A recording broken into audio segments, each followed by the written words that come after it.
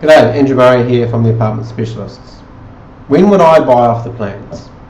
Now, if you look at what's selling off the plans, it's very expensive. So it's already away from the masses to a degree.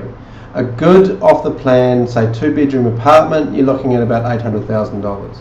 Sure, you can buy ones for about $600,000, but they're generally the cheaper ones in the worst part of the building or the lower floors with no view, etc., etc. So when I'm looking at that demographic, really I want to go big. I want to go large, because the people who are going to be buying these expensive apartments and the values are going to go up, they're not that different to the price of houses. So the key thing would be size. I would want to be buying an apartment if it was off the plans that's at least over 100 square metres, and the bigger the better.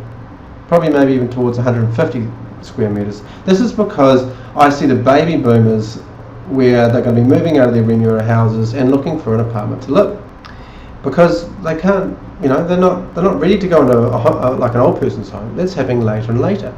Sorry, I don't mean to cause offence in that way.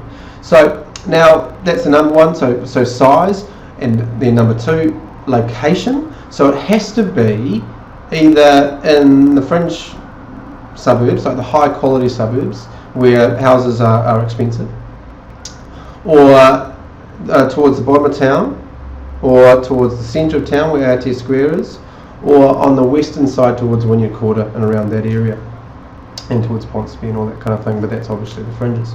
So that's number two.